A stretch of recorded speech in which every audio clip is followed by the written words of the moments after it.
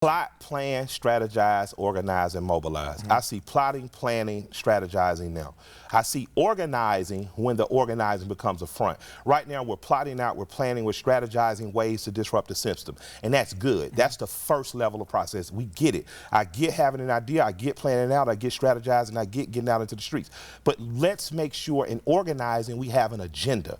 As African Americans, our allies have agendas. You know, our allies that we fight with for, they have an agenda, right? We know the immigrant population has an agenda. We know gay and lesbian rights, they have an agenda, right? We understand that our other minority friends have agendas. We have to develop a real agenda, and that has nothing to do with asking people what they think.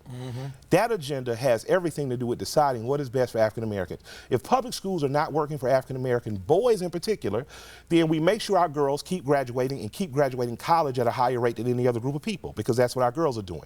But if your boys are not as interested, like Walter E. Williams, a conservative, right? Conservative black economist says, send your boys into trade immediately, right? My HVAC man lives next door to T.I. You know what I'm saying? Shouts out to Rudy. You know, he came from Panama, black Panamanian guy with $10 in his pocket, now has 20 trucks and employees.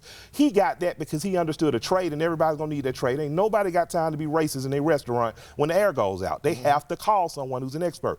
Your boys should be mastering trades now. Your boys should be going to barber school, carpentry school. Your boys should be highly competitive in the trades. We should come up with that agenda, right? We should demand that black colleges reinstitute two-year trades as well as having four-year programs. We can do these things ourselves, and if we're not doing these things ourselves, in a city like Atlanta where you have 70 to 80% of the schools that are named for black educators and emancipators, yet you don't have a 70% graduation rate, you can't blame parents for pivoting to charter schools. They don't want to, but we aren't producing the excellence that we need to sustain our community. We don't keep our dollar in our community over 6 hours. If you're talking about white American, Jewish American, and or Asian Americans, the dollar stays in their community 24, 26, and 28 days. Our dollar does not stay in our community 6 hours.